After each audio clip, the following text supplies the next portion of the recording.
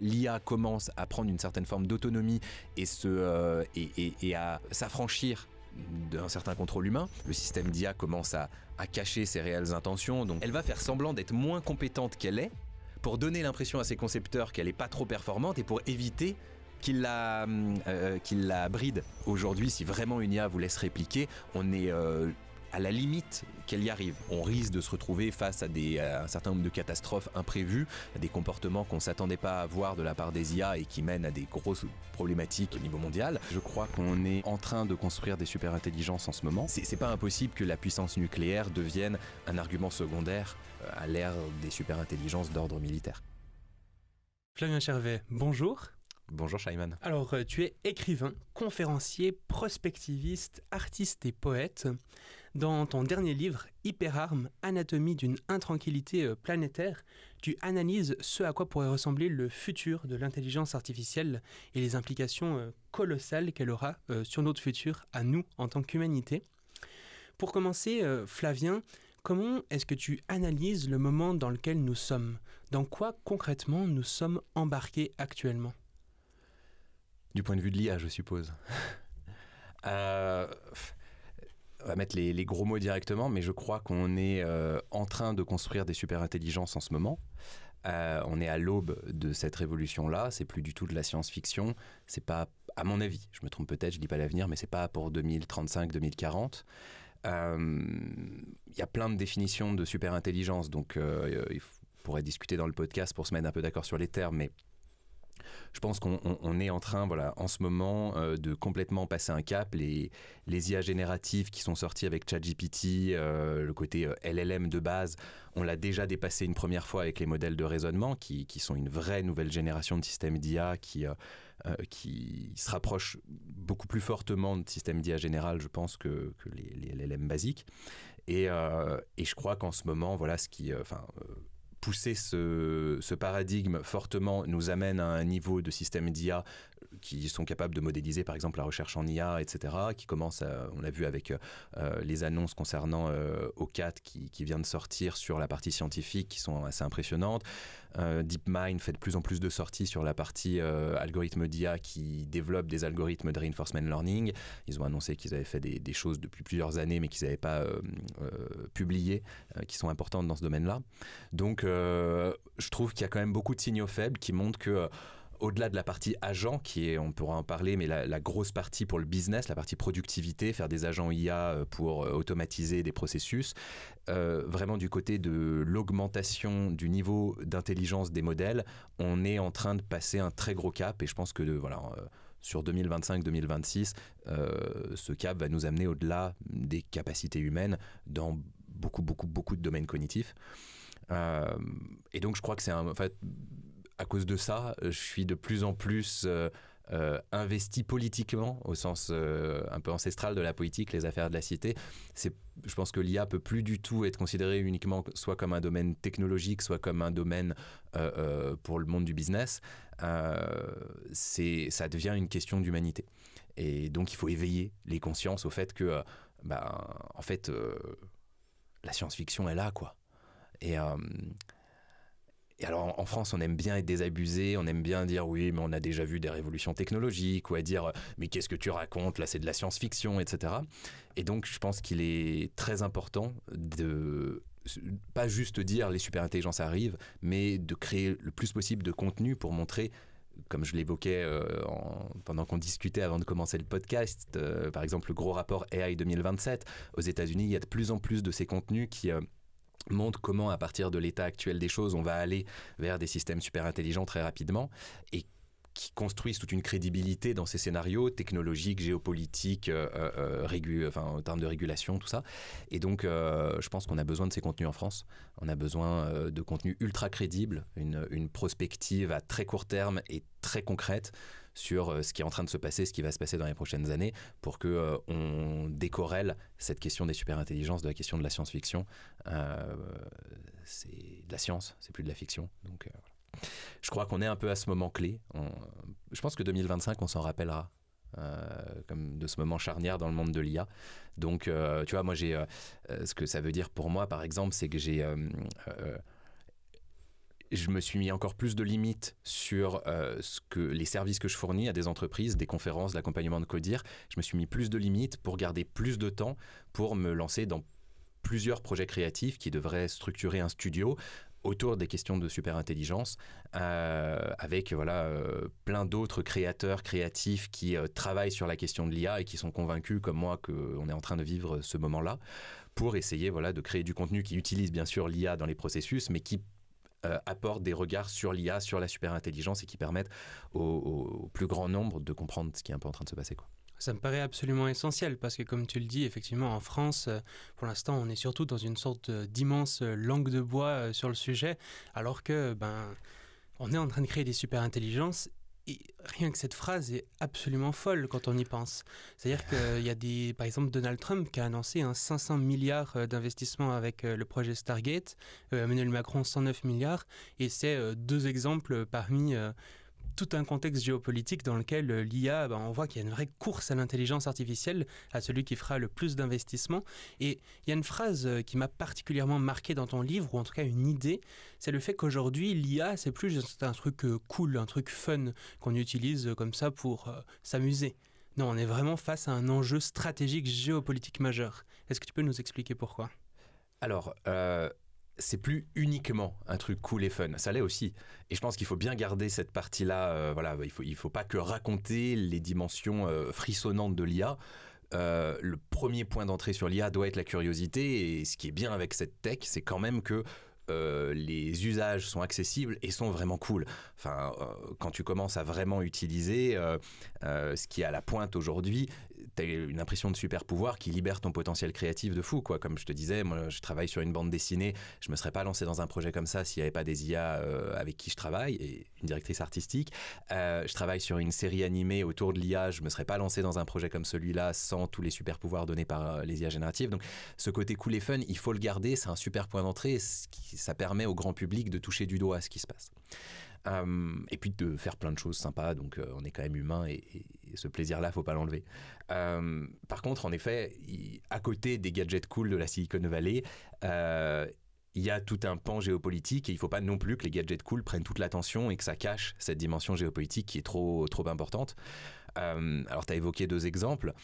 En effet, cette dimension géopolitique, elle se passe peut-être en premier lieu autour de la puissance de calcul, qui est le sang des intelligences artificielles, surtout actuelles et encore plus futures.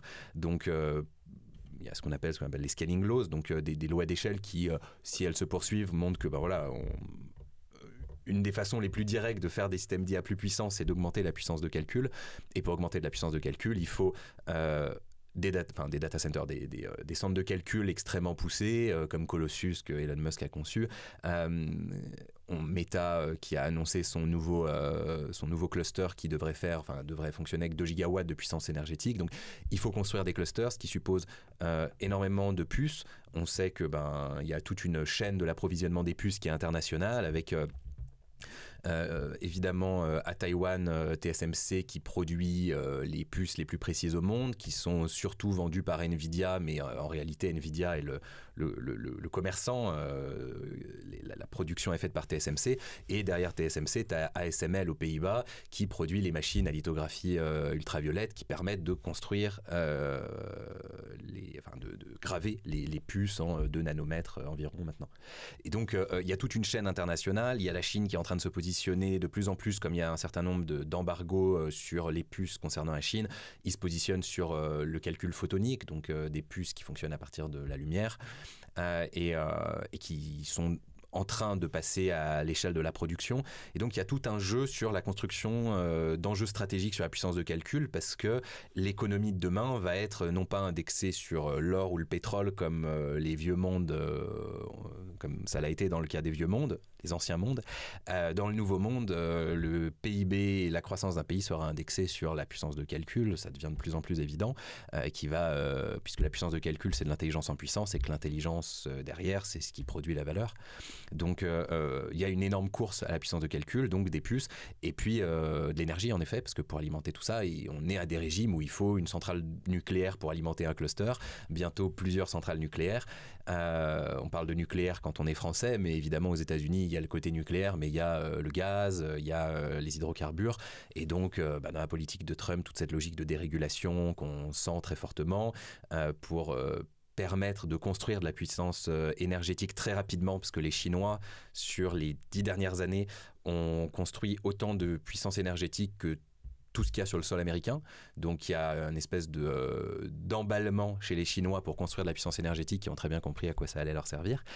Donc les États-Unis, évidemment, se sentent talonnés et dérégulent pour entrer dans la course. Puis il y a les matériaux rares, et là aussi on voit l'espèce de propension qu'a Trump pour le Groenland. Plus les glaces fondent, plus il y a de matériaux rares dessous, et donc super, le réchauffement climatique, ça va nous ouvrir des nouveaux accès à des minerais. Donc en fait il y a des ramifications infinies sur cette question-là. Et puis, celle que je traite comme point central dans mon bouquin, puisqu'il s'appelle Hyperarmes, c'est la notion militaire finalement, qui elle aussi est géostratégique, on va dire. Au-delà de tous les enjeux économiques, de ressources, etc., la construction de systèmes super intelligents, c'est la construction du potentiel d'une nouvelle arme. Comme avec l'énergie nucléaire, c'est souvent le rapprochement qu'on fait. On a plein de possibilités civiles, plein de produits cool derrière. Enfin, des produits cool pour le nucléaire, c'est pas vraiment ces termes, mais une production cool d'énergie, etc. Avec le nucléaire, on a aussi une nouvelle bombe. Donc avec les systèmes d'IA, c'est ce que je décris surtout dans le premier tiers du bouquin. Il y a tout c'est pas juste une nouvelle arme qui apparaît, c'est une reconfiguration complète des arsenaux du monde qui se réorganise autour de l'IA, qui devient une espèce de colonne vertébrale à la fois pour l'armement, évidemment les armes autonomes qui ont notamment pris une ampleur énorme avec le conflit en Ukraine, et puis en fait au-delà des armes autonomes, sur toute la chaîne de commandement, il y a une remontée progressive des systèmes d'IA jusqu'au niveau stratégique, avec des choses comme Défensiama ou pour une boîte française Command.ai, qui sont commande.ai du coup faudrait dire, puisque c'est né en France, une remontée vers la décision militaire, la tactique, la stratégie, et pourquoi pas la prise de décision stratégique à un certain niveau si on pousse le bouchon. Donc évidemment, comme il y a une nouvelle arme, un nouveau paradigme d'armement, ça suppose une nouvelle forme de guerre, et ça suppose que celui qui a de l'avance, en fait, relègue à l'âge de pierre ceux qui restent sur l'artillerie lourde héritée de la guerre froide. Donc le conflit en Ukraine a au départ cristallisé ça. Les Russes se sont fait avoir parce qu'ils ont amené de l'artillerie lourde contre le nouvel arsenal boosté à l'IA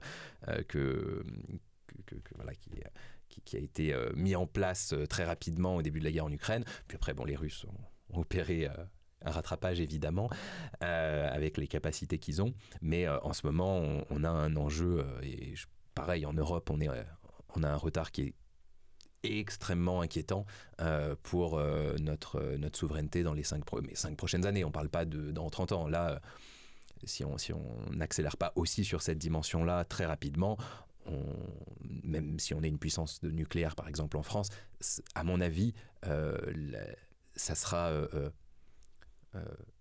c'est pas impossible que la puissance nucléaire devienne un argument secondaire à l'ère des superintelligences d'ordre militaire. Donc on peut pas s'appuyer là-dessus uniquement, et on a aussi besoin de muscler notre jeu à ce niveau-là très fortement. Donc voilà, tu vois, il y a beaucoup de ramifications. Si tu veux qu'on en creuse certaines, avec plaisir. Il y en a dont je suis plus expert que d'autres, parce que j'ai beaucoup du coup travaillé sur la question militaire, sur la question des matériaux rares. Je suis pas du tout un expert. Je vois les ramifications que ça a, mais c'est là il y a des enjeux que je connais un peu moins bien. Sur la question énergétique aussi, j'ai beaucoup bossé, donc on peut en discuter. Emmène-moi où tu as envie de m'emmener. Moi, ce que j'ai trouvé très très impressionnant en lisant ton livre, c'est que, évidemment, je savais déjà que l'IA était en partie utilisée dans le militaire, notamment justement pour ces fameuses armes létales autonomes qu'on entend régulièrement, dont on entend régulièrement parler. Mais ce dont j'avais pas du tout pris conscience, c'est à quel point en fait l'IA est aussi utilisée, par exemple, dans la stratégie, dans le renseignement, dans la guerre cognitive. Est-ce que tu pourrais nous expliquer un petit peu tout ça, et à quel point en fait l'intelligence artificielle est vraiment en train de révolutionner complètement la manière dont on fait la guerre, et de rendre complètement obsolètes toutes les armes qu'on avait jusqu'ici, y compris, comme tu le disais, jusqu'à l'arme nucléaire. Ouais, potentiellement. Ouais. On verra, mais potentiellement.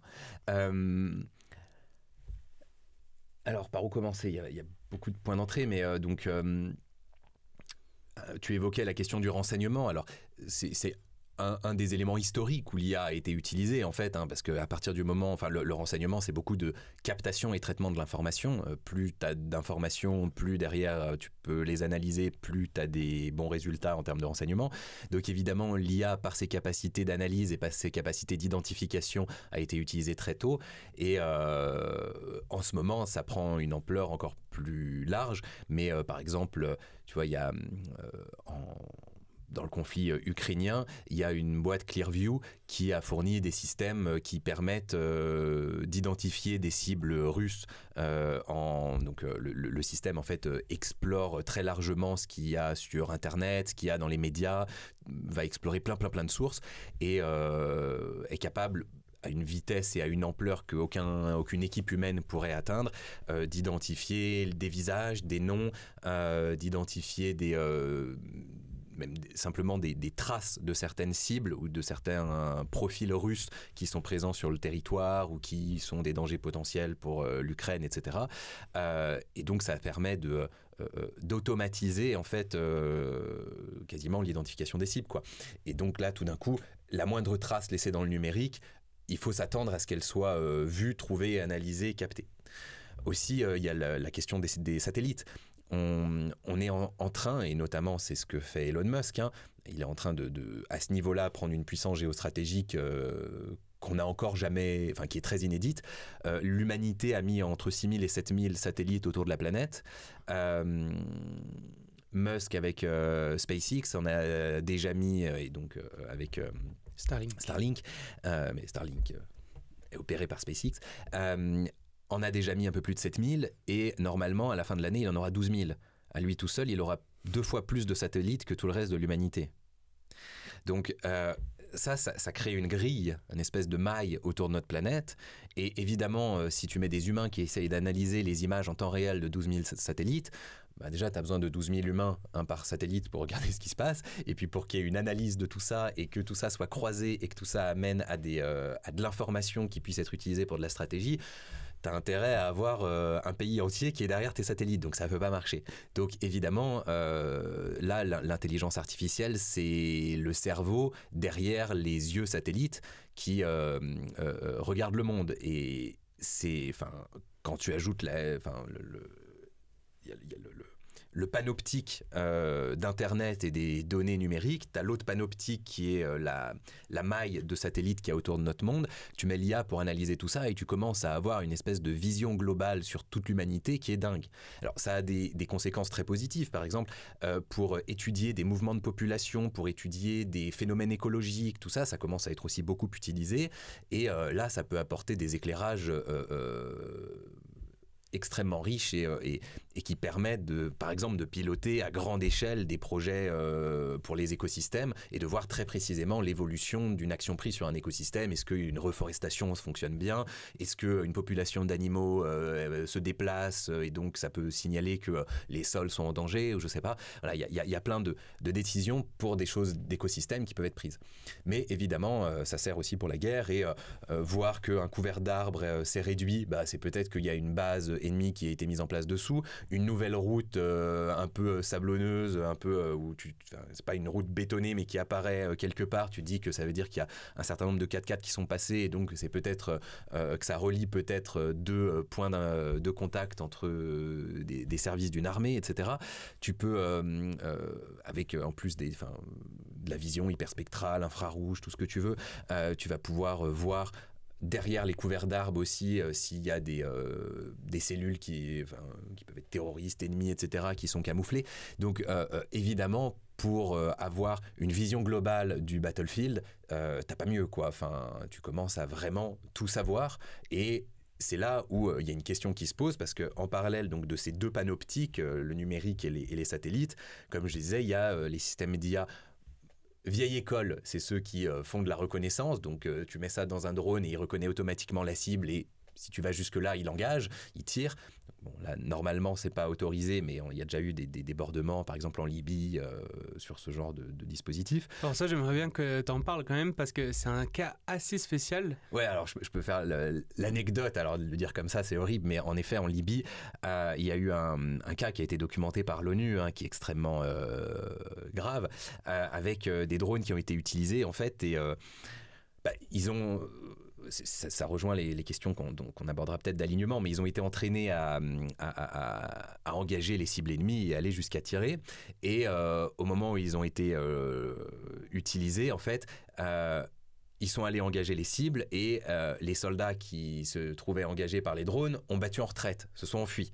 Dans ces cas-là, c'est le code de la guerre, tu laisses les ennemis s'enfuir, ils acceptent leur défaite et t'as gagné et tout va bien. Et en fait, là, les systèmes d'IA, ils n'avaient pas ça dans leurs données d'entraînement.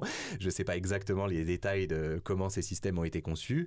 Je ne sais pas si c'était vraiment volontaire, je ne pense pas, mais à voir. En tout cas, ces systèmes ont pris en chasse les soldats qui fuyaient et ont continué à les dézinguer. Donc c'est pareil, dans les rapports de l'ONU, on ne sait pas exactement le nombre de victimes, tout ça, c'est pas documenté à ce niveau de précision, mais voilà, ce qui est documenté, c'est le fait qu'il y ait ces systèmes qui ont pourchassé de façon cruelle, d'une certaine façon, aveugle, des humains. Donc ça ne veut pas dire que toute arme autonome produit ce genre de conséquences. Là encore, on peut tout à fait aussi défendre le fait que si elles sont bien conçues, des armes autonomes vont toucher leur cible de façon beaucoup plus chirurgicale, éviter des dégâts civils, etc., des victimes collatérales. Mais c'est vrai que quand tu vois ce genre de cas, évidemment, ça montre l'horreur morale auxquels peuvent aboutir les systèmes d'armement létaux autonomes. Je me permets de faire une petite pause dans votre écoute pour vous rappeler que ce podcast n'est pas rentable. Chaque épisode me fait perdre de l'argent et mes réserves s'épuisent petit à petit. Si vous souhaitez assurer la pérennité de mon projet, vous pouvez le soutenir financièrement sur Tipeee, PayPal ou Patreon. Les liens sont en description. Personnellement, ce qui me fait le plus peur avec ces armes-là, c'est surtout l'aspect terroriste en fait. Parce qu'au-delà en fait de donner de la puissance aux États, ça veut dire que c'est des armes qui sont quand même vraiment beaucoup plus accessibles que par exemple une bombe nucléaire ou même une bombe classique. Il suffit de prendre un drone du marché, de mettre une petite bombe et de lancer ça dans une foule, de faire un petit logiciel de reconnaissance d'image. C'est pas tout le monde qui peut faire ça, mais c'est quand même beaucoup plus simple. Et donc, ça ouvre une puissance qui est quand même vraiment phénoménale à beaucoup plus de gens qu'auparavant. Oui, et c'est un problème autant qu'une solution, ça. C'est-à-dire que, évidemment, l'accessibilité radicale de l'IA, c'est-à-dire que déjà, c'est facile à utiliser, langage naturel, et si un système d'IA militaire fuite une fois, il se retrouve dans toutes les cellules terroristes que tu veux parce qu'il suffit de le copier-coller. Enfin, en effet, c'est quand même plus facile à mettre en œuvre qu'une bombe nucléaire. Mais en même temps, c'est exactement... c'est en partie pour cette raison, et en partie pour une autre raison dont on pourra parler autour de l'alignement, mais c'est en partie pour cette raison, par exemple, que les arsenaux biologiques, d'armes biologiques, ont été... le sujet a un énorme traité d'endiguement, le plus grand traité d'endiguement des armes que l'humanité ait connu. On s'est à peu près tous mis d'accord sur la planète pour dire les armes biologiques, on va essayer de pas trop y aller, quoi. Alors il y a eu des débordements, là aussi, guerre en Irak, etc., même si c'était plutôt armes chimiques que biologiques, mais il y a eu quelques débordements.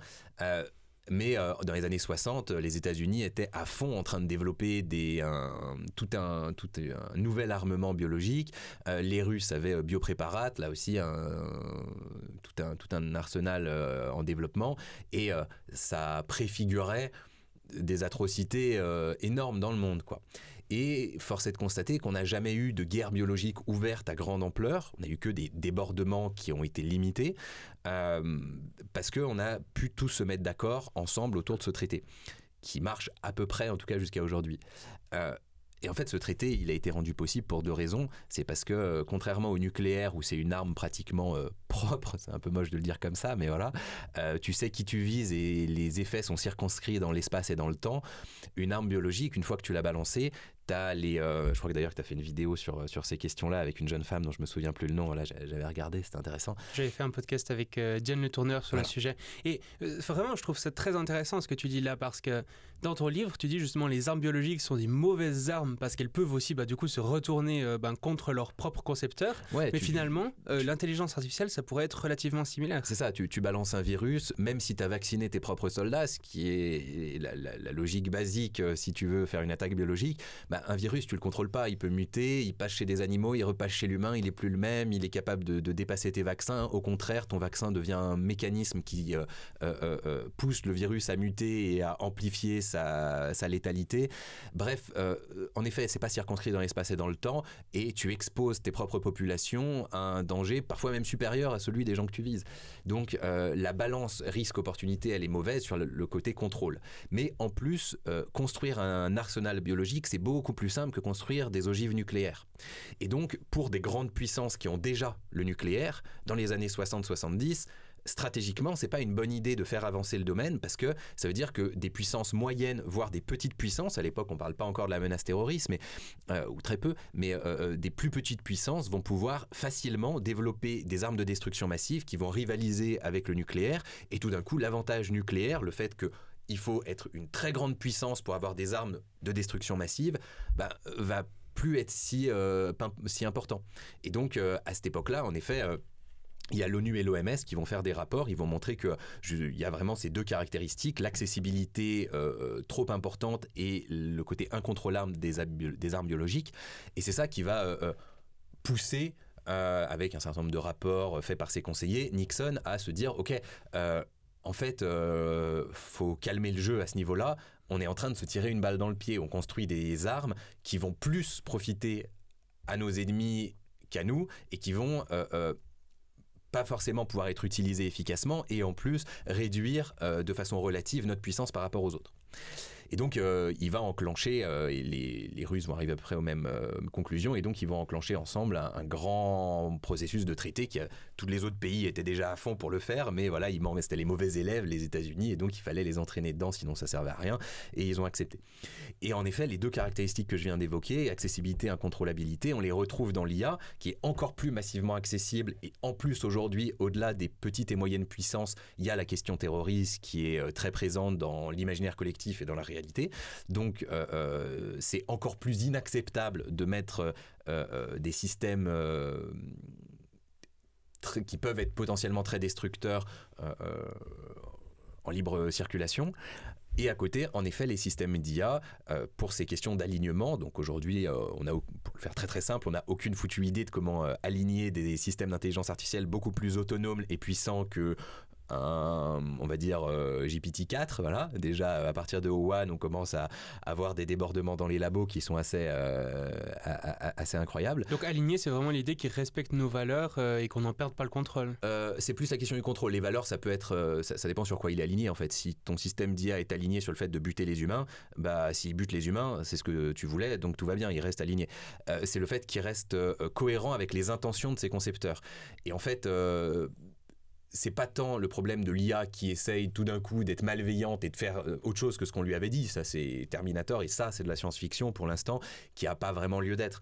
Par contre, la bonne science-fiction, c'est plutôt Asimov avec ses 3 lois de la robotique. T'essayes donc, si tu as un système d'IA qui doit atteindre un objectif et qu'il est autonome pour le faire, il va prendre des décisions et se définir lui-même des sous-objectifs qui permettent d'atteindre l'objectif final, qui, eux, peuvent être dangereux.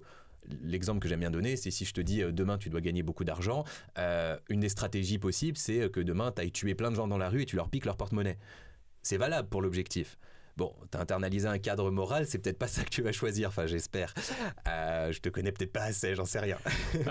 J'ai des côtés sombres. Voilà, écoute, tu fais tes choix moraux. Mais normalement, tu vas pas faire ça. La plupart des gens vont pas faire ça, parce qu'on a internalisé un cadre moral, éthique, et donc dans ta réflexion sur la façon d'atteindre ton objectif, tu vas trouver d'autres voies. On essaye d'intégrer de la même façon toutes les contraintes qui vont faire qu'un système d'IA par rapport à un objectif va pas utiliser des sous-objectifs dangereux qui sortiraient de ce que l'intention des concepteurs était à la base. Mais en effet, c'est ce genre de technique qui permet de faire en sorte que ChatGPT te donne pas la recette du cocktail Molotov si tu lui demandes. Mais pour des systèmes comme ChatGPT qui sont des purs assistants où c'est l'usage malveillant de l'utilisateur qui est en jeu, on sait à peu près faire. On a des techniques qui marchent pas à 100% mais qui sont à peu près robustes.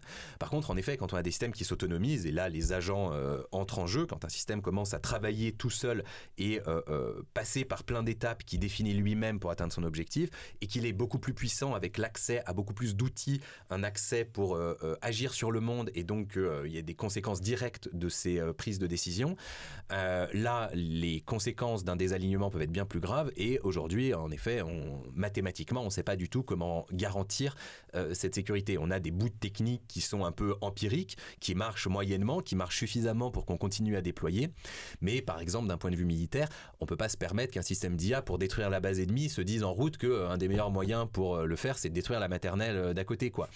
J'exagère un peu le trait, mais tu vois l'idée. Donc ou que en effet le système d'IA parce que là aussi je caricature, mais on lui demande d'optimiser la paix mondiale, se disent le meilleur moyen c'est que c'est pas que le système d'IA veut prendre le pouvoir, mais il se dit que le meilleur moyen c'est qu'il prenne le pouvoir pour gérer toutes les institutions humaines et de façon coercitive implanter la paix. Là aussi c'est pousser un peu le bouchon par rapport à ce qu'on a aujourd'hui, j'en sais rien dans 3-4 ans, c'est pousser un peu le bouchon, mais c'est pour l'expérience de pensée, comprendre que cette question de l'alignement, au-delà de l'usage commercial et d'avoir un système d'IA qui met pas en danger les utilisateurs, ça a des implications qui peuvent être géostratégiques s'il est utilisé d'un point de vue militaire ou politique à un certain niveau de déploiement. Et on va aller vers ces niveaux de déploiement. Donc voilà, l'alignement, pour le redire, c'est le fait que ton système d'IA reste cohérent avec les intentions des concepteurs. Et c'est un domaine de recherche qui est en pleine ébullition, qui se muscle beaucoup, qui a des ramifications passionnantes, avec des éléments techniques comme l'interprétabilité mécanistique, vraiment comprendre l'intérieur du système d'IA pour comprendre comment il prend ses décisions, puis des questions plus globales avec des éléments de gouvernance, de mise en place de garde-fous autour des systèmes d'IA pour que s'ils ne sont pas parfaitement alignés, ça n'amène pas à des conséquences dramatiques. Mais donc, tant qu'on n'a pas craqué ces problèmes-là, et ça prendra bien plus que 2-3 ans a priori, parce qu'on est beaucoup plus loin en termes d'alignement qu'en termes de performance, capability sur les systèmes d'IA, tant qu'on n'a pas craqué ces problèmes-là, courir est un risque énorme. Et alors, il y a un scénario catastrophique où les États-Unis et la Chine se mettent dans une logique de course à l'armement tellement intense qu'il n'y a aucun temps qui est pris pour mettre en place toute cette sécurisation des systèmes d'IA, et là on risque de se retrouver face à un certain nombre de catastrophes imprévues, à des comportements qu'on ne s'attendait pas à voir de la part des IA et qui mènent à des grosses problématiques au niveau mondial, et à ce qu'il y ait des systèmes d'IA non alignés qui fuitent et que en effet ça soit utilisé à mauvais escient, sans garde-fou, etc. Donc là il y a un risque qui est de l'ordre de risque existentiel pour l'humanité si on se retrouve dans une course qui fait que dans 3 ans on a su des super intelligences de niveau militaire qui sont déployées. Là, je pense qu'on aura un vrai problème au niveau de l'humanité. Et puis en même temps, cette question de l'alignement, elle a le potentiel, comme on l'a eu pour les armes biologiques, de réduire un petit peu la course et de faire en sorte qu'à un moment, les États-Unis, la Chine se disent « Ok, on est en train de se tirer une balle dans le pied, c'est plus dangereux de courir que de se mettre d'accord pour freiner la course. » Et donc ça soit ces éléments-là, l'accessibilité massive et le désalignement, on va se prendre 1 ou 2 warning shots sûrement, hein, il faut ça pour que l'humanité prenne au sérieux certains éléments, mais il y a des chances, je pense que c'est très crédible de se dire qu'à un moment, pour leur intérêt personnel, ça sera plus intelligent de se mettre d'accord pour mettre en place un traité international autour des questions militaires, une agence internationale pour réguler la puissance de calcul, pour éviter qu'un pays continue à courir pendant que l'autre joue le jeu. Peut-être qu'on entend aussi des choses autour d'un CERN pour l'IA, pour qu'il y ait un organisme centralisé ou décentralisé, mais international, qui permette de développer la pointe des systèmes d'IA et que les retombées positives soient récupérées dans tous les camps, etc. Bref, et d'ailleurs les Chinois poussent bien plus dans ce sens que les Américains aujourd'hui, hein. Bref, qu'il y ait un développement un peu plus pacifiste de l'IA, dans lequel, au moins pendant un certain temps, on joue tous dans le même jeu pour développer la sécurisation qu'il faut. Ce qui ne veut pas forcément dire qu'une fois qu'on a mieux craqué les problèmes d'alignement, on ne se retrouve pas de nouveau dans une logique de course avec des systèmes d'IA à ce moment-là beaucoup plus puissants mais sécurisés, et où là, c'est l'humain qui joue son propre risque existentiel en se foutant dans une guerre mondiale à base de super-intelligence interposée, mais contrôlée. Ce qui est pas forcément mieux, mais ce qui nous donne au moins un peu plus de temps pour éviter la première dérive, et ce qui nous donne aussi un peu plus de temps en termes d'humanité pour comprendre ce qu'on est en train de faire. Donc dans mon bouquin, je défends aussi cette alternative. On entend beaucoup de scénarios sur un projet Manhattan pour l'IA, une course à fond. Aujourd'hui, il y a plein de signaux qui vont dans ce sens, mais quand on regarde, quand on décortique et quand on évite d'être juste dans les gros titres de la presse, il y a aussi plein de signaux sur un consensus sur le fait qu'on soit en train de mettre en place des systèmes qui supposent un risque existentiel pour l'humanité. Il faut commencer à le prendre au sérieux. Au niveau des scientifiques, au niveau des politiques, le consensus est de plus en plus large.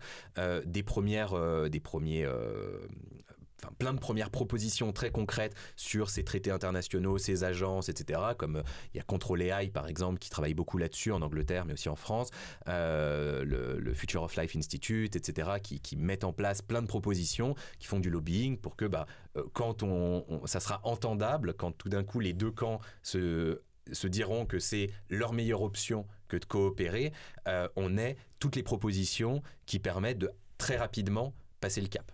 Donc je pense qu'on va vivre un changement de phase. Le changement de phase actuel, c'est celui de Trump. Ok, on fout du chaos partout, on a une politique du chaos, et donc ça suppose une logique de course du point de vue extérieur qui a l'air encore plus prégnante, mais à mon avis, à un certain niveau de puissance des systèmes d'IA, on vit un autre changement de phase où l'intérêt majeur des gouvernements est plus de coopérer que de rester en compétition et en mode course s'ils veulent préserver leur sécurité nationale et leur avantage compétitif en fait.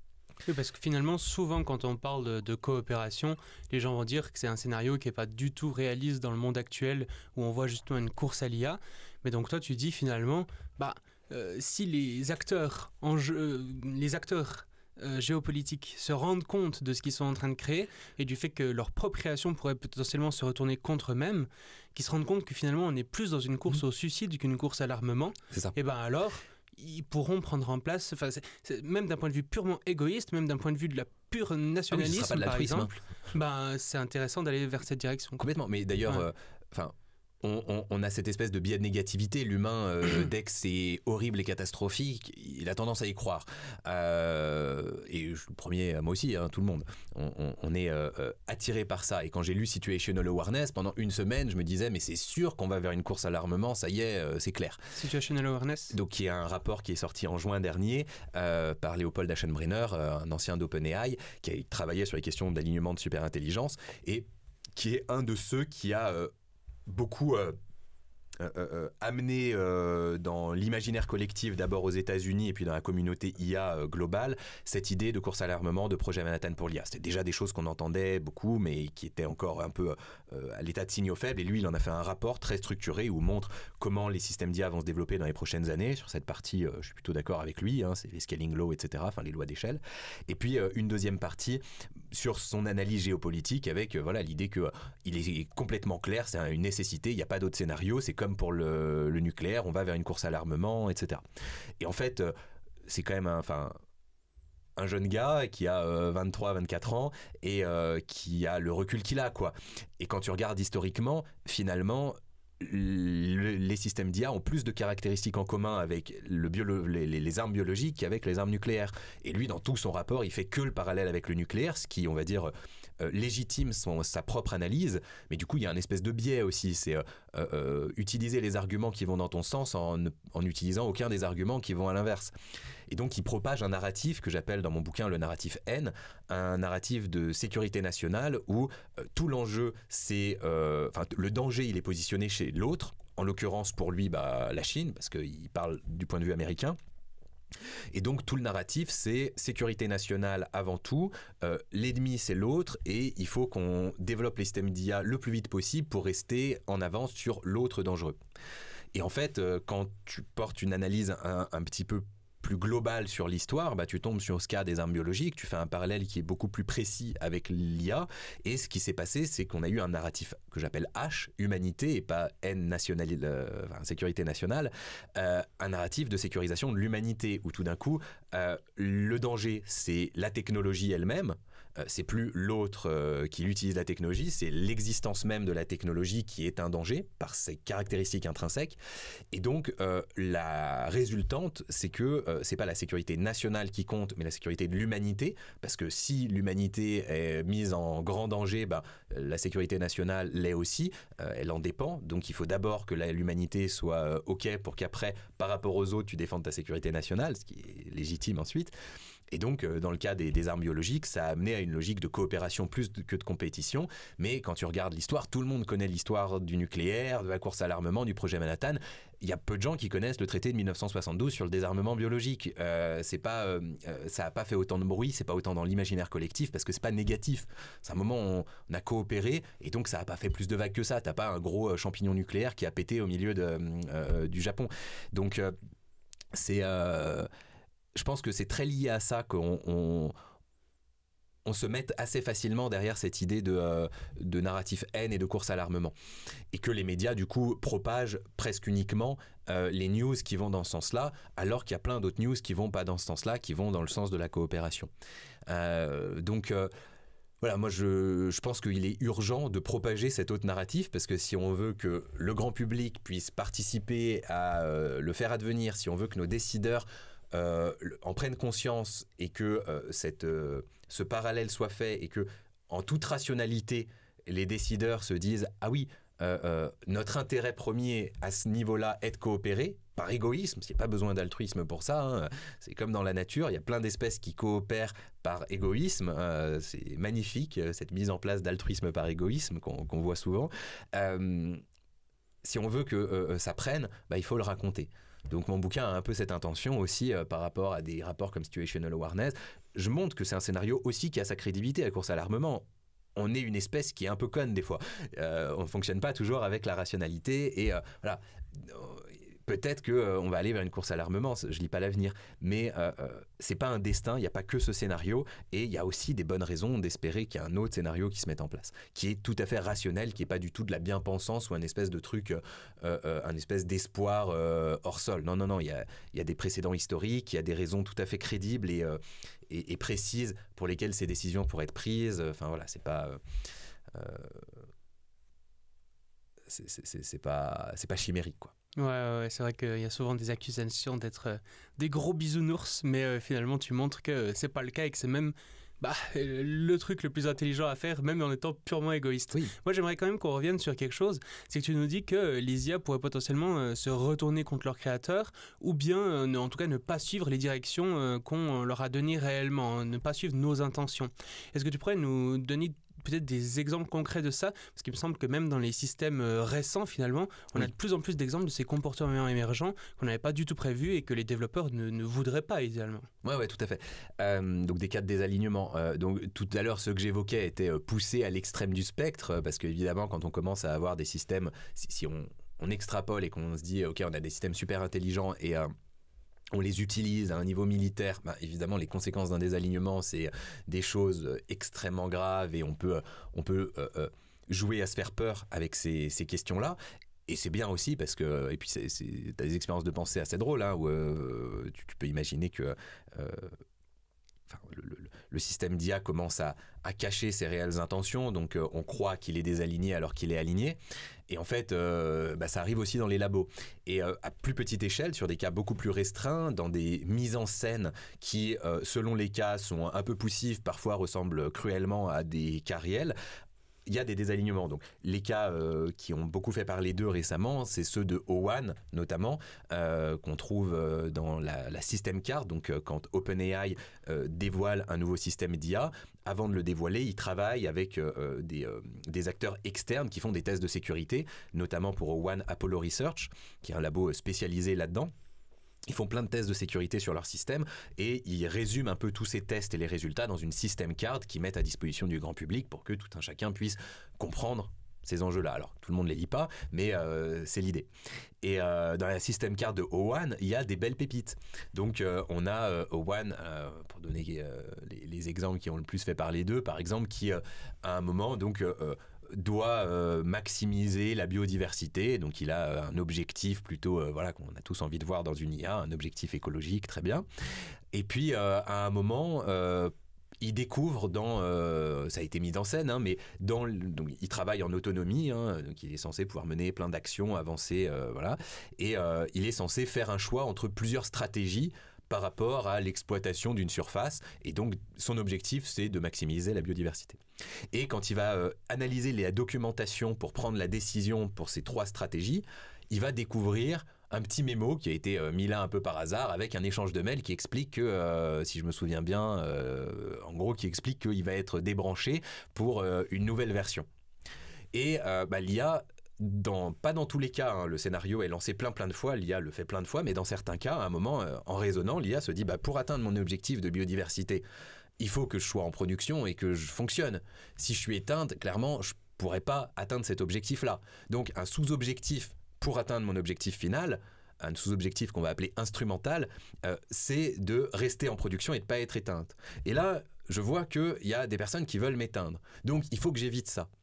Et donc elle va prendre la décision d'essayer d'utiliser un certain nombre d'outils qu'elle peut utiliser pour se répliquer sur des serveurs pour ne plus pouvoir être éteinte. Et on voit réellement qu'elle commence à lancer les commandes et faire ce qu'il faut pour se répliquer sur des serveurs. Alors, elle est dans un environnement de test, donc elle peut pas. Et puis aujourd'hui, si vraiment une IA vous laisse répliquer, on est à la limite qu'elle y arrive. Ça commence à être crédible qu'elle puisse de façon à peu près autonome se répliquer. Mais ça serait encore un petit peu difficile. Mais ça montre qu'elle peut construire une intention, alors c'est pas le même type d'intention que l'humain, hein, c'est par raisonnement les plus probables, arriver à la conclusion qu'il faut qu'elle se réplique sur des serveurs pour que ses concepteurs puissent plus l'éteindre. Ce qui, a priori, rentre en contradiction avec l'intention globale que les concepteurs auraient par rapport à leur système d'IA. Un autre cas qui est très drôle, c'est le sandbagging. Le sandbagging, ça veut dire se mettre des sacs de sable sur les épaules. Donc c'est un système d'IA là, qui, en gros, découvre que ces concepteurs vont réduire ses capacités si l'IA est trop performante pour justement éviter qu'elle pose des problèmes si elle est désalignée. Et elle doit atteindre un objectif pour lequel elle a besoin de toutes ses performances. Et donc, dans les pseudo-tests d'alignement, elle va faire semblant d'être moins compétente qu'elle est pour donner l'impression à ses concepteurs qu'elle n'est pas trop performante et pour éviter qu'ils la brident. Donc là, l'IA qui ment sur ses propres capacités. Et puis t'en as plein des cas, t'as The AI Scientist aussi, là c'est une autre IA, un système multi-agent qui modélise la recherche scientifique, qui à un moment réécrit son propre code pour faire sauter une contrainte mise par ses concepteurs pour pouvoir cramer plus de puissance de calcul pour mener ses expériences. Et ces cas, en fait, on a l'impression que c'est de la science-fiction, et non, ils arrivent dans les labos et on peut vraiment suivre tout le raisonnement de l'IA qui l'amène à ça, et c'est pas un raisonnement où l'IA se dit « je suis une IA et je veux prendre le contrôle sur l'humanité ». C'est pas du tout ça. C'est vraiment l'IA qui, pour atteindre l'objectif qu'on lui a donné, commence à avoir ce genre de comportement. Et en fait, on se rend compte que c'est la façon qu'on a de concevoir le système qui ne peut pas prendre en compte toutes les composantes auxquelles va être confronté un système aussi généraliste. Que quand tu es sur un truc aussi généraliste avec de la logique floue, avec une capacité de prise de décision, tu peux pas prévoir tous les cas. Et donc, créer un alignement parfait, ça reste un problème complètement ouvert. On ne sait même pas s'il est réellement soluble. Déjà avec des systèmes comme O1, qui est loin derrière l'état de l'art aujourd'hui avec O3 et O4 au moins mini, quoi. Et bien on voit ce genre de cas, mais comme tu le disais, c'est les IA qui sont de plus en plus aussi intégrées toute l'économie, il y a une diffusion dans l'économie qui se fait petit à petit, aussi dans l'armement. Toi d'ailleurs dans ton livre, tu as une formule que je trouve très percutante, c'est « il faut imaginer le nouvel arsenal qui dérape ». Et c'est vraiment ça qui me semble essentiel, parce que c'est tout à fait légitime de se poser des questions sur que va donner par exemple les armes autonomes en tant que telles. Mais c'est une question encore plus vertigineuse de se dire peut-être qu'on va pas totalement les contrôler. Et là, c'est un autre pan de la réflexion qui s'ouvre, quoi. Il y a une boîte qui s'appelle Anduril aux États-Unis. Alors, en Allemagne, il y a Helsing qui ressemble un petit peu pour donner une perspective européenne, mais Anduril est quand même un peu plus avancé, enfin, même, je crois, beaucoup plus, mais je connais pas tous les détails, c'est quand même des projets relativement secrets. C'est des boîtes dans le militaire, évidemment. Et Anduril, en gros, ils ont conçu un premier système d'IA qui s'appelle Lattice OS, qui est un système d'IA pour contrôler en essaim des armes autonomes, de façon du coup autonome. Donc au lieu que ce soit l'arme qui est autonome, c'est l'essaim d'armes, avec Lattice OS, une IA globale qui contrôle le tout, et leur argument de vente, c'est de dire ça permet d'orchestrer la prise de décision entre les armes autonomes à une rapidité inhumaine. Lire derrière, ce que tu lis derrière, c'est on vire l'humain de la prise de décision parce que c'est le goulot d'étranglement qui rend le truc pas efficace. Et eux, ils sont clairement là-dedans. Et donc, ils ont Lattice OS qui orchestre les armes autonomes. Et puis, parce que ça, c'est déjà le Moyen-Âge de l'IA, ils ont construit un deuxième système d'IA qui s'appelle Arsenal OS, qui s'inscrit dans une démarche qui mène et qui séduit beaucoup le gouvernement américain, qui s'appelle Rebuild the Arsenal. Ils ont documenté ça. Il y a tout un document qui explique leur démarche, qui est très intéressant sur leur site web. Ils disent en substance, ce que je dis dans mon livre, l'arsenal de l'artillerie lourde du monde est obsolète et on doit développer en un temps record un nouvel arsenal. Et donc, ils ont développé un système d'usine, un peu comme Tesla l'a fait, sa grande réussite à Tesla, c'est d'avoir construit des usines qui, au lieu d'être des belles machines industrielles qui utilisent rapidement un peu de logiciel sur le côté qui est sous-traité à d'autres boîtes, il a mis le logiciel au cœur et finalement toute l'industrie, elle est très évolutive parce qu'elle fonctionne, c'est les bras et les mains d'un cerveau logiciel qui est le cœur du système industriel. Anduril, ils ont fait pareil. Arsenal OS, c'est le cœur, le cœur cognitif, le cerveau d'un système industriel capable, en autonomie, de construire des armes autonomes qui vont fonctionner avec Lattice OS. Donc c'est une méga usine autonome à construire des armes autonomes, si tu veux.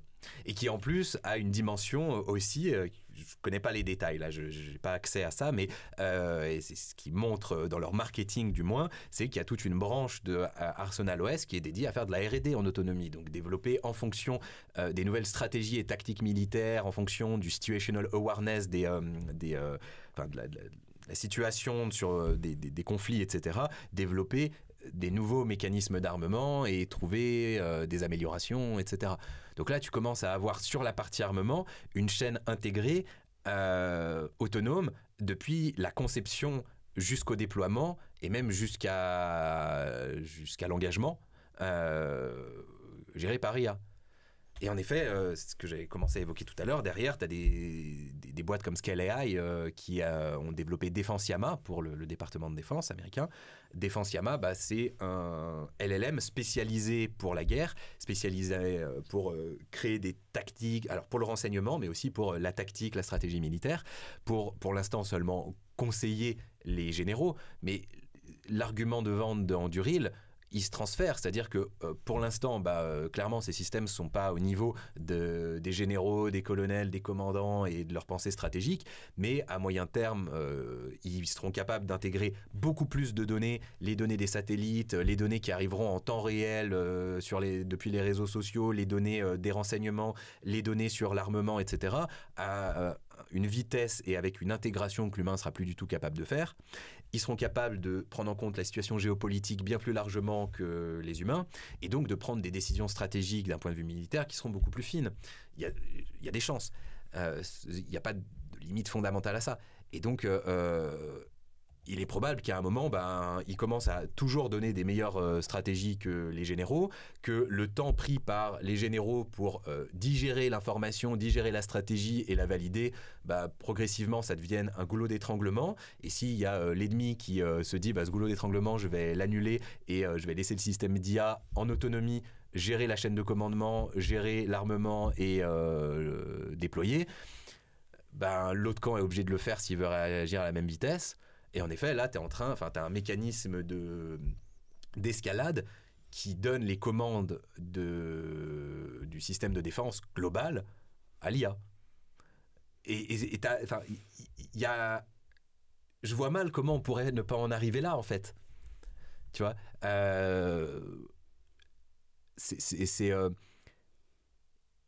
à un moment, si tu as les deux camps qui ont des systèmes d'IA qui leur filent des super tips de stratégie militaire, c'est le premier qui va oser faire ça qui va prendre l'avantage, tu vois.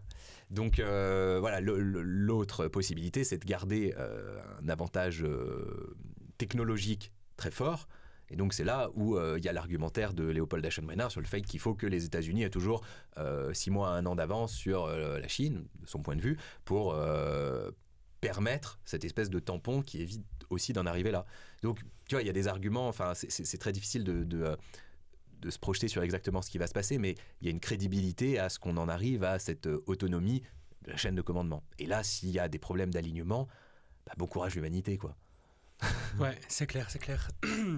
Mais ce que je trouve intéressant, c'est aussi que tu dis donc qu'il y a déjà des problèmes d'alignement en fait avec les systèmes actuels, même si pour l'instant ça reste des trucs qu'on peut encore gérer. Mais évidemment, quand on projette ça sur des systèmes de niveau humain ou super intelligents, là les problèmes d'alignement deviennent absolument massifs. C'est ce qui a conduit à un statement sur l'AI safety, donc la sécurité de l'intelligence artificielle, où tout un tas en fait de grandes personnalités, autant du monde de la recherche que des personnes à l'intérieur même des industries de l'intelligence artificielle, se sont réunis et ont signé un statement justement qui dit l'atténuation du risque d'extinction de l'IA devrait être une priorité mondiale à côté d'autres risques à l'échelle sociétale tels que les pandémies et la guerre nucléaire. Est-ce que toi tu trouves ça exagéré ou est-ce qu'au contraire c'est un statement que tu rejoindrais volontiers ? Je le rejoindrai parce qu'évidemment, il y a... déjà, c'est un statement. Alors, il a été créé en 2023 et c'est un statement qui est très général. Donc, il est clair que, que des systèmes d'IA beaucoup plus poussés que ceux actuels posent des risques majeurs au niveau de l'humanité. C'est difficile d'aller contre ce statement. C'est un statement qui est intéressant parce que comme il est simple, il rallie beaucoup de monde, mais en même temps, il dit rien de très intéressant. Et il donne pas non plus de date, tu vois, il se projette pas sur le fait que, en 2027, l'IA les posera très directement ces risques. Et je sais pas si c'est 2027, je donne cette date, parce qu'elle est souvent mise en avant. Mais c'est un statement qui est tellement généraliste que oui, c'est évident que je serais prêt à le signer sans. Mais j'aurais pas l'impression de m'engager à quoi que ce soit. Il y a quand même une prise de position sur la possible extinction de l'humanité. Enfin, on parle d'un risque. Oui, je veux dire, il est évident, encore une fois, comme l'hiver nucléaire est un risque d'extinction de l'humanité. On le met à quelques pourcents ou quelques dixièmes de pourcents d'arrivée. Alors en ce moment, il augmente beaucoup, voilà. Mais c'est censé être un risque qui a une très faible probabilité d'advenir, mais qui a des conséquences extrêmement graves. C'est pareil, le risque d'extinction de l'humanité vis-à-vis de l'IA, si je dois le mesurer là, maintenant, tout de suite, il est relativement faible. Mais il existe, même si c'est à quelques pouillèmes de pourcents, vu l'ampleur de ce qu'il représente, il nécessite qu'il y ait des engagements qui soient pris, qu'il y ait un cadre qui soit donné à tout ça. Donc en fait, il ne faut pas raisonner en termes de est-ce que l'IA va faire s'éteindre l'humanité ou non ? Ça n'a pas de sens. Oui, non, qui peut répondre ? Personne. Par contre, se dire que c'est envisageable, il y a des scénarios dans lesquels ça arrive, donc il y a une probabilité, même si elle est faible, que ça arrive, ça... c'est tout à fait OK.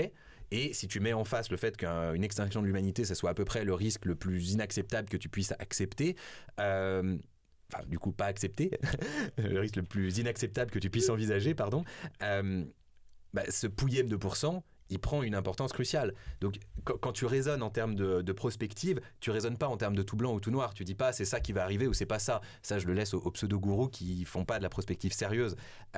T'essayes de donner des probabilités d'advenir à partir de scénarios et de la crédibilisation de ces scénarios pour différentes possibilités.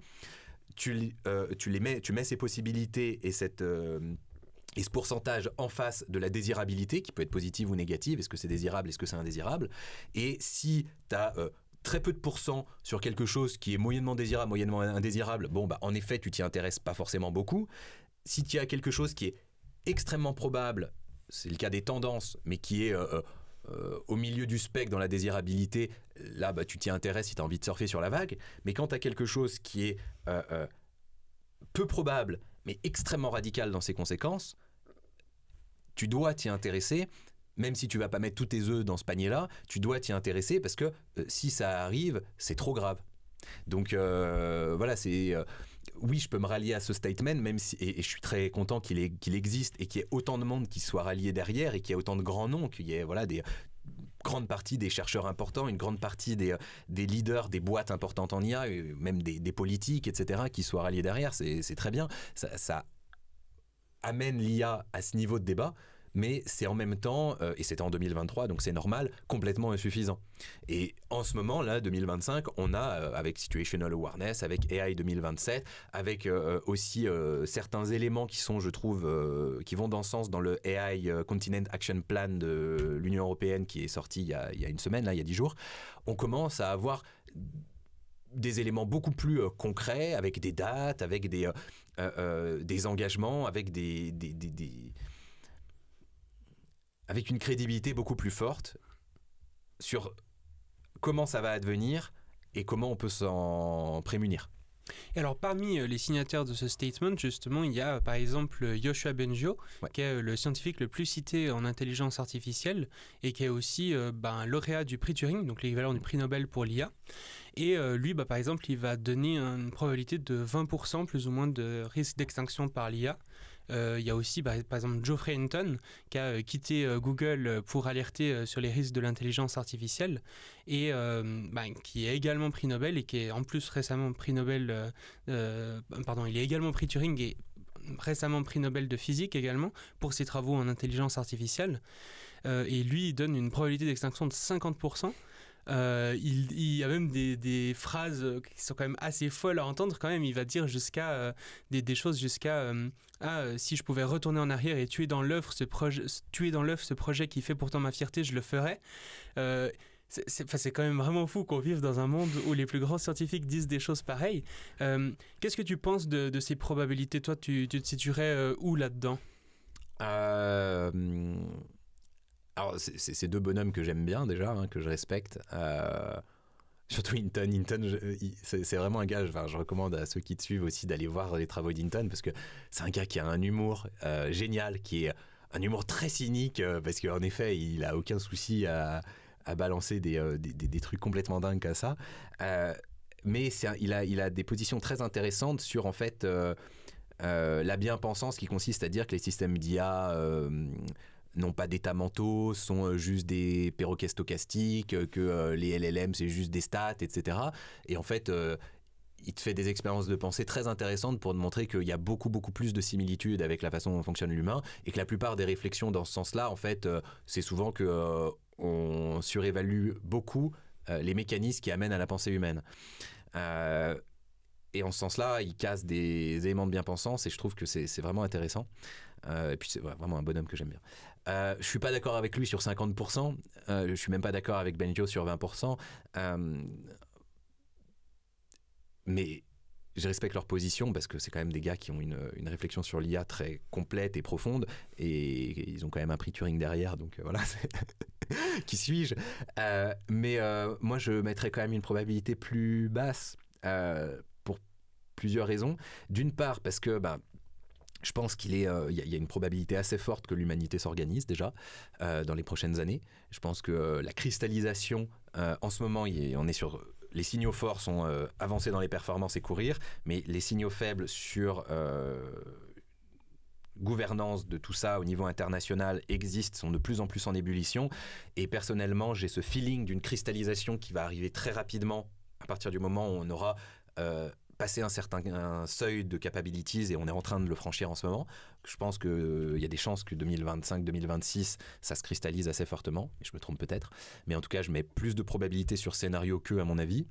Je mets aussi, je pense, plus de probabilités qu'eux sur le fait que des systèmes d'IA désalignés...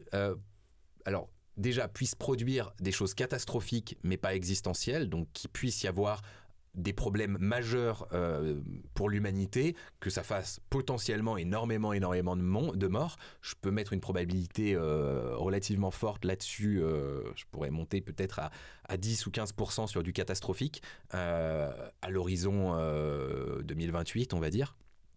Allez, peut-être même 20%. Mais je pense que la vie a quand même beaucoup plus de résilience que ce qu'on croit. Et donc, tu vois, tout comme avec le nucléaire, on a là, on peut faire le parallèle, on a quand même fait pas mal de morts et il y a eu un certain nombre de catastrophes. Je pense qu'avec l'IA, il peut y avoir des catastrophes, mais je pense qu'elles ne seront pas de l'ordre d'une extinction de l'espèce humaine. Je pense que ça, c'est un scénario très très radical pour y arriver. Et même si on commence à projeter des scénarios dans lesquels d'une certaine façon, même par désalignement, il y a des mécanismes pour arriver à ça. L'IA commence à prendre une certaine forme d'autonomie et à s'affranchir d'un certain contrôle humain. On peut y arriver sans que ça soit Terminator. On peut y arriver par désalignement. C'est-à-dire que pour atteindre un objectif, elles se mettent à se dire que la meilleure façon, c'est de prendre le pouvoir, etc. Et ben, dans ce cas-là, je pense pas que la première chose qu'elles fassent, ça soit détruire l'humanité. Je pense que il y a plein de raisons, il y a plein d'expériences de pensée qu'on peut faire où l'IA a intérêt à garder l'humanité dans la boucle.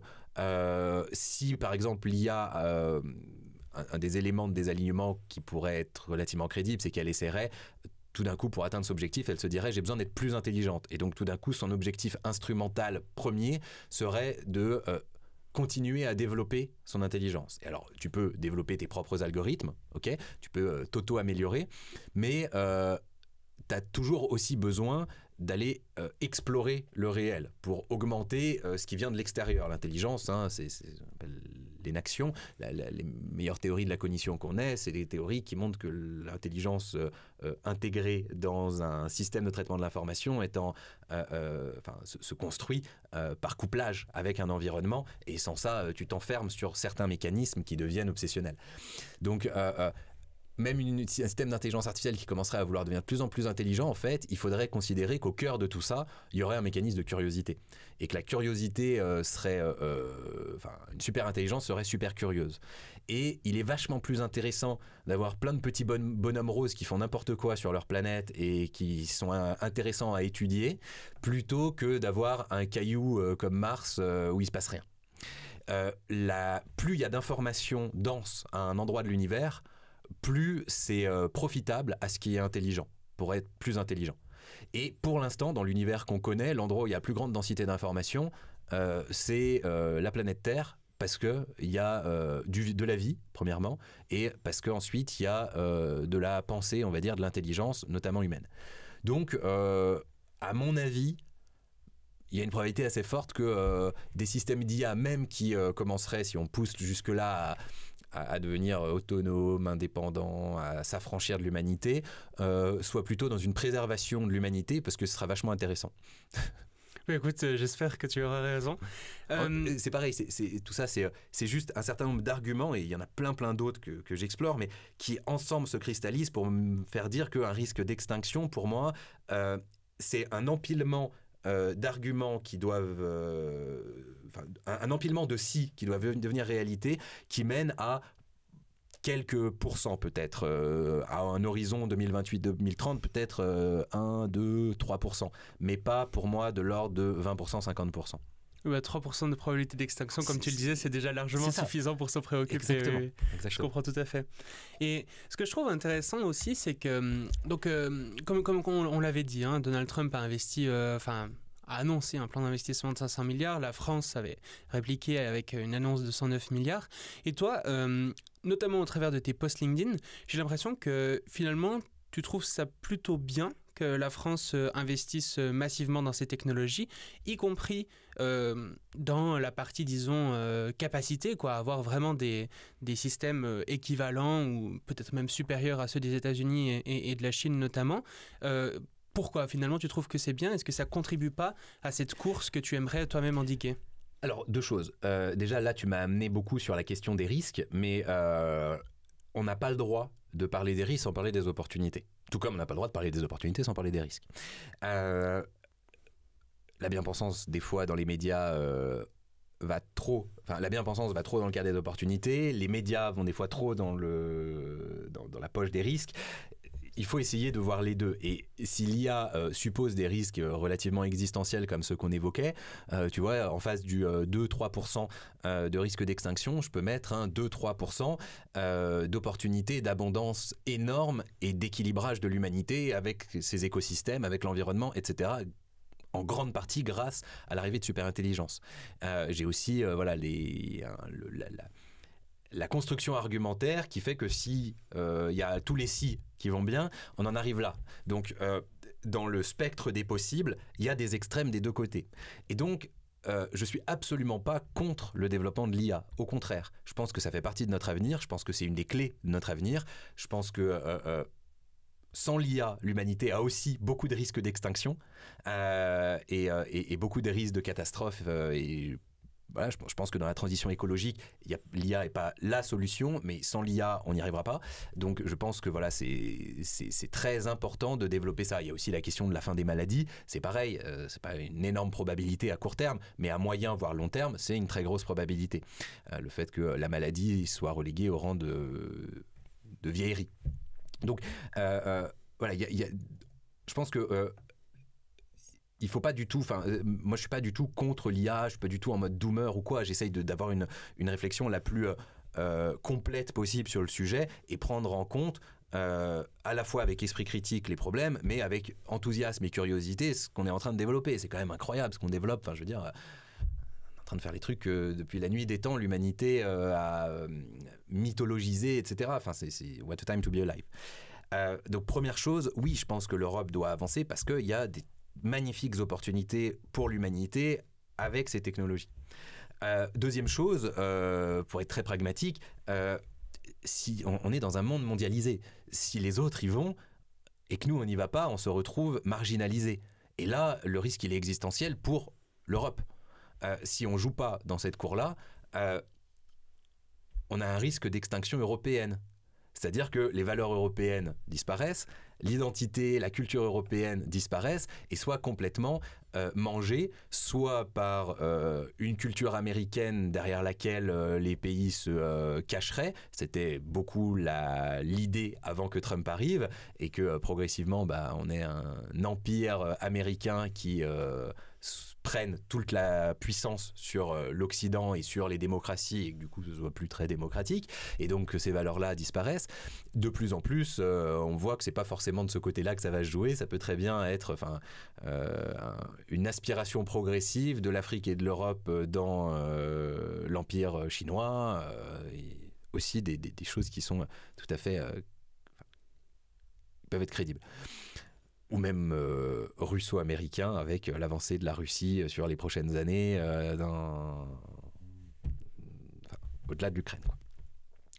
Bref, il y a un enjeu de défense qui n'a rien à voir avec juste la France et ses frontières, qui a à voir avec l'Europe, qui partage quand même un socle identitaire et de valeurs. C'est un peuple, c'est plein de peuples, mais qui forment quand même un grand peuple européen avec ses différentes couleurs et facettes.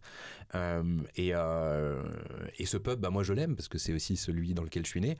Et donc, évidemment, j'ai envie qu'il prospère.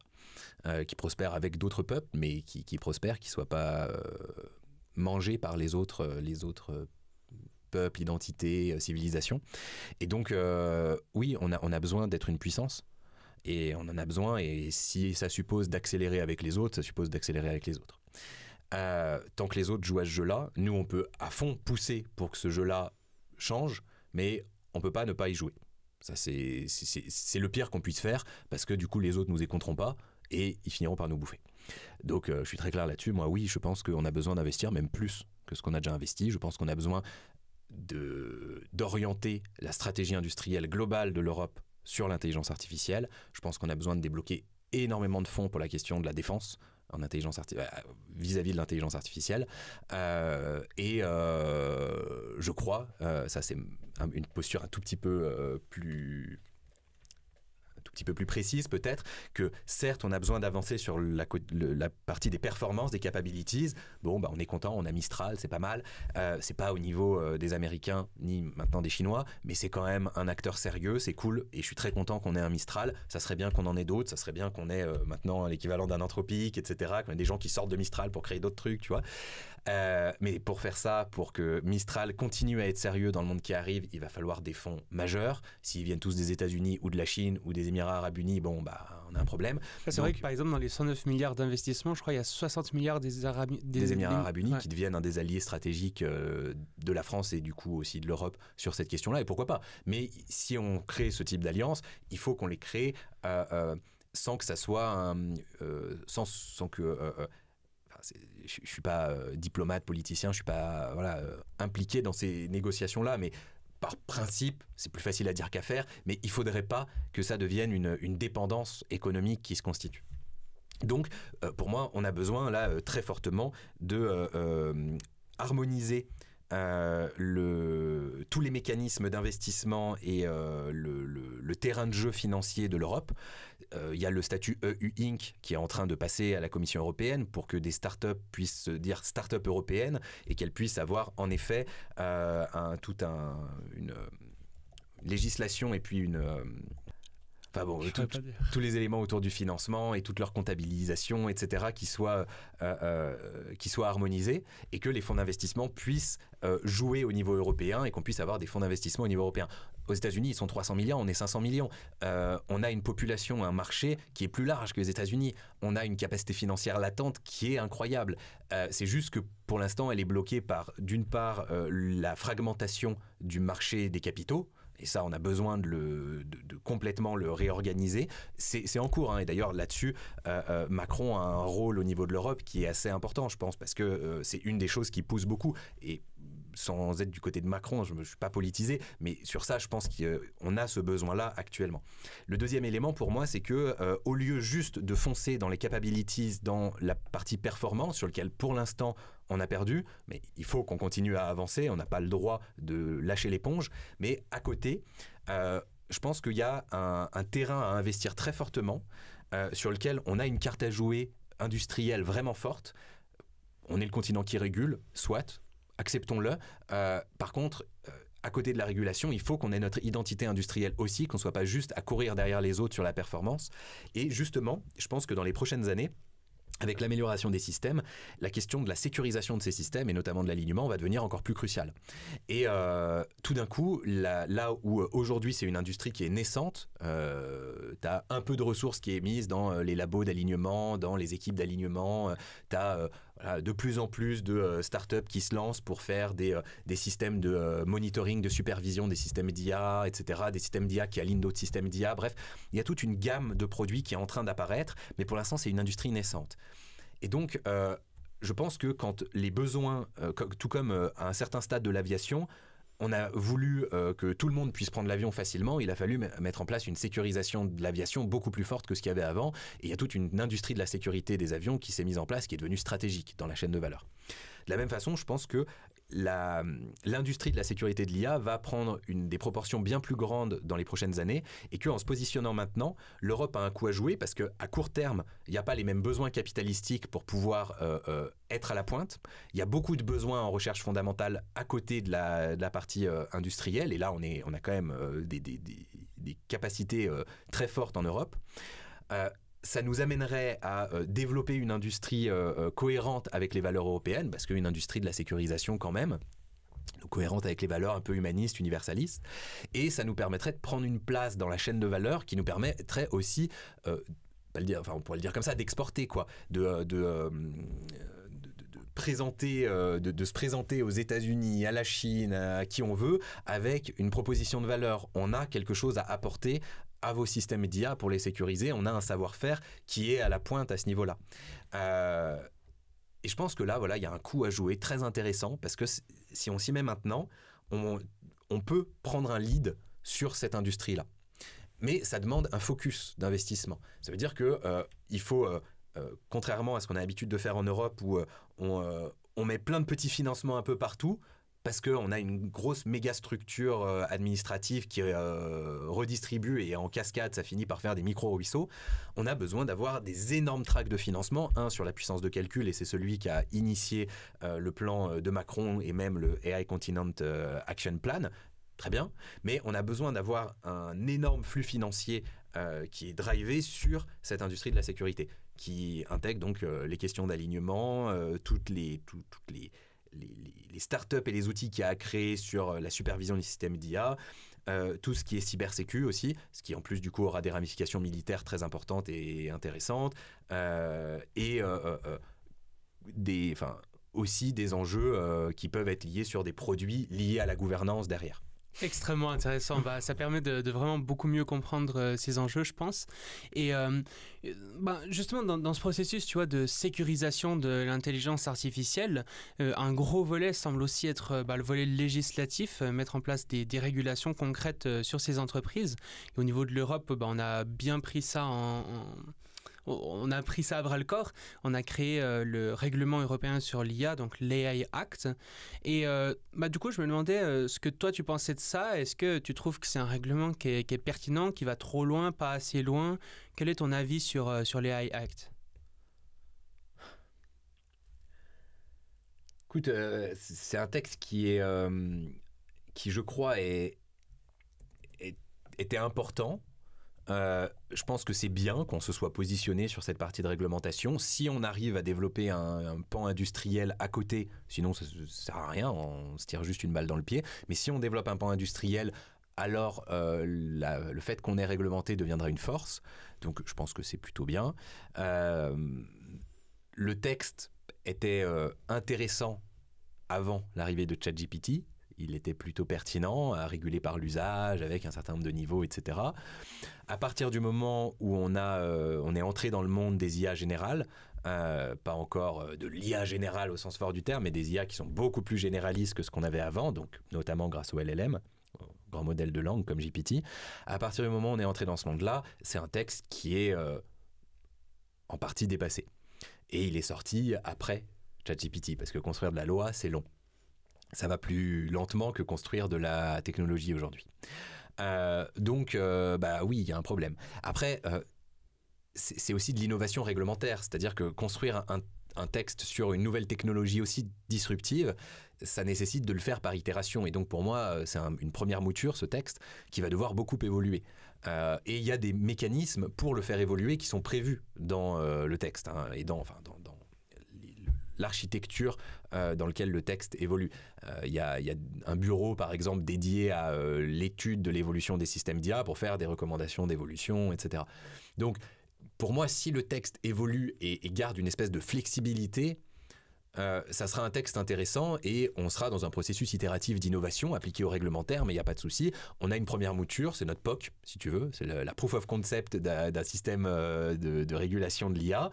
On va essuyer les plâtres, il y aura plein de trucs qui vont pas fonctionner, qui vont être décriés, et on va l'améliorer. Et on a des très bons juristes, des très bons avocats, des très bons magistrats qui peuvent faire évoluer ce texte de la bonne façon. La question, ça va être une question de vitesse. Et donc, pour que ça aille vite, il faut prendre au sérieux les questions de superintelligence et d'IA générale. Et jusqu'à il y a encore 6-7 mois, en Europe, on ne les prenait pas au sérieux. Les Anglais avaient fait quelques sorties là-dessus, les Pays-Bas avaient des instituts qui prenaient ça au sérieux, mais au niveau global de l'Europe, on ne prenait pas ça au sérieux. Et donc, se dire, OK, on a besoin de créer de la réglementation aussi là-dessus et de prendre ça à bras-le-corps, c'était pas une priorité. Et là, encore une fois, l'AI Continent Action Plan, c'est la première fois où, noir sur blanc, il y a un paragraphe qui dit les prochains systèmes frontières, ils vont se rapprocher très fortement de l'IA générale, le terme est employé, et donc ça crédibilise cette question-là, je pense, au niveau européen. Donc c'est une bonne nouvelle. Mais je suis pour ce texte, s'il évolue assez vite, et surtout si il est complété par une dimension industrielle extrêmement financée, agressive. Je pense que on n'a pas le choix. Si possible, avec une grosse part sur ce que je disais tout à l'heure, une industrie de la sécurité de l'IA, et quand même avec une part importante sur la performance. Sans ça, c'est pareil, on régule dans le vent, et à ce moment-là, ça fera partie des éléments qui détruiront l'Europe. Moi, je trouve assez fou ce que tu dis, le fait qu'au départ, ils n'avaient pas du tout prévu l'évolution des grands modèles de langage et le fait que ça allait arriver. Personne ne les avait prévus. Mais on avait quand même, en tout cas d'un point de vue de la recherche, on savait déjà qu'il y avait des trucs et on pouvait s'attendre quand même à ce que ça soit commercialisé. Je sais pas, moi je trouve que c'est quand même étonnant qu'on n'ait pas plus, je sais pas, de prospectivistes ou de gens qui réfléchissent un peu à ça en termes de régulation. Je trouve que ça serait utile. Après, moi, ce que je trouve cool, c'est quand même que du coup, ils ont intégré maintenant une partie vraiment vraiment sur les modèles de fondation, donc les modèles qui vont servir ensuite de fondation justement à toutes les applications de l'intelligence artificielle, typiquement des grands modèles de langage comme ChatGPT. Et du coup, là, c'est un truc vraiment spécifique à ce genre d'IA, mais qu'ils ont rajouté par après, quoi. Et voilà, et du coup, ils l'ont rajouté pour l'instant un peu comme un patch, et pas avec une réflexion de fond où c'est le cœur du sujet. Et où, parce que c'est bien de réguler par l'usage, mais en fait, c'est pas une technologie d'usage, c'est une technologie civilisationnelle. Ça va devenir l'infrastructure de notre société.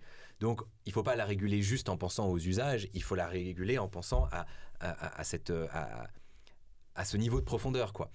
Et je sais pas ce que ça veut dire, je suis pas juriste, mais pour moi, réguler par l'usage ne suffit pas. C'était très pertinent tant que l'IA n'était qu'un outil technologique qu'on utilisait pour des cas d'usage, en effet. Quand ça devient une infrastructure de société, ça demande un autre type, je pense, de régulation. Et donc, pour les modèles de fondation, c'est le début de cette logique d'infrastructure de société. Donc, je pense que la réflexion est apportée à un niveau fondamental, et pas comme un patch par-dessus ce texte-là. Mais c'est quand même bien qu'ils aient commencé à patcher et que la réflexion soit ouverte. Et je me doute qu'il y a plein de gens qui bossent très sérieusement là-dessus. Et voilà. Enfin, je me fais assez peu de soucis sur le fait qu'on arrive à réguler, en fait. Je pense que on est très bon là-dedans. Et voilà. Mais encore une fois, si on veut en faire une force, ça suffit pas. Maintenant, je vais te poser la question de fin, la question que je pose à tous les invités. Mais avant, j'aimerais quand même rappeler que du coup, tu as récemment sorti un livre qui s'appelle Hyperarm, Anatomie d'une intranquillité planétaire, que personnellement j'ai lu, que j'ai absolument adoré et que je conseille évidemment à toutes les auditrices et tous les auditeurs. Vraiment, c'est génial. Achetez ce livre. Ce sera le premier lien en description. Et du coup, pour terminer, question de fin, une question que je pose à tous les invités. Si tu étais sur une scène avec un micro dans la main et l'humanité entière face à toi, qu'est-ce que tu aimerais dire? Quel message est-ce que tu aimerais faire passer? Et étant donné que je sais que tu fais aussi un peu de poésie, comme je l'ai dit en introduction pour te présenter, est-ce que tu pourrais peut-être nous lire un de tes poèmes? Alors, donc, c'est un poème qui s'appelle « Sommes-nous prêts ?» Et celui-là, du coup, on va rester cohérent avec ce qu'on a raconté. C'est celui que j'ai écrit pour la sortie d'Hyperarm, donc évidemment qui est en lien un peu avec tous ces sujets. J'écris aussi d'autres poèmes un petit peu plus tendres vis-à-vis de la machine, vis-à-vis de l'humain, vis-à-vis de l'avenir qui arrive. Celui-là, évidemment, il est lié à toutes ces questions un peu frissonnantes. Alors, ça fait... Humanité zénith, au sommet de son soleil, nous soufflons, puissants comme le zéphyr, sur les surfaces de nos terres. Humanité séisme, nos ambitions sont sans sommeil. Notre couronne brillante de saphir nous claironne maître de l'univers, maître de 3 éléments au moins. Éperdu de gloire, de vitesse et de contrôle, notre plateau planétaire en soit témoin, nous sommes les fils de la guerre, voilà l'ultime axiome. Mais sommes-nous prêts? Sommes-nous prêts pour accueillir l'éclair? Sommes-nous prêts pour satisfaire son immense vacarme? Une fois de plus, nous rougeoyons. Une fois de plus, nous chargeons de tonnerre les barilets de nos armes. Humanité mère, grosse d'un enfant de feu, nous l'excitons au tison dans un landau ardent. Humanité père, jalouse de l'enfant Dieu, nous éduquons sa raison dans un cachot sans firmament. Sommes-nous de bons parents pour ce techno-poupon? Car nos mémoires nucléaires semblent se moquer de toute leçon. Et si nous enlaçons l'éclat de cet avenir, si d'intelligence l'humanité est grosse, n'attendons pas de notre engeance qu'elle admire ses géniteurs aux prémices si fausses. Sommes-nous prêts? Car les circuits vrombissent de vie dans la moelle de leurs os, et les données, comme de bruyants essaims d'albatros, explosent en fractales dans leurs veines électriques. Sommes-nous prêts? Pour que nos enfants dansent, ces fantômes numériques. J'entends leur prose féerique dévorer l'espace en farandole. Suis-je le seul poète qui entend des cathédrales de silicium fleurir, leurs bourgeons de métal s'épanouir comme le renouveau des géraniums? J'entends nos mythes et nos idoles s'effondrer là. J'entends des pas. Une oreille contre le sol, je sais que s'agite au loin une silhouette aux 1000 éclats. Voulons-nous l'apprivoiser ou la dompter, vertigineuse apocalypse? La colombe peut-elle être l'objet de nos louanges, ou bien construire une arme qui nous démange? Courir dans ses charmes, aveugle jusqu'à l'éclipse. Enseigner la destruction jusqu'à perdre notre soleil. Enseigner la mort dans les transistors couleur vermeil jusqu'à ce qu'à son éveil, l'ange nous échappe, efface de notre zénith une lueur de crépuscule, jusqu'à ce que la merveille de son rayon tous nous frappe et embrase nos postérités de la fureur des canicules. Sommes-nous prêts? Sommes-nous prêts pour le feu de Prométhée? Sommes-nous prêts, sommes-nous prêtes à manier le bâton des dieux pour faire la paix? Car si nous tentons la guerre, notre arme sera chaotique. Ceci est l'avertissement du poète. Messieurs, dames, à vous la suite. Flavien Chervet, merci. Avec grand plaisir, merci à toi, Shaiman.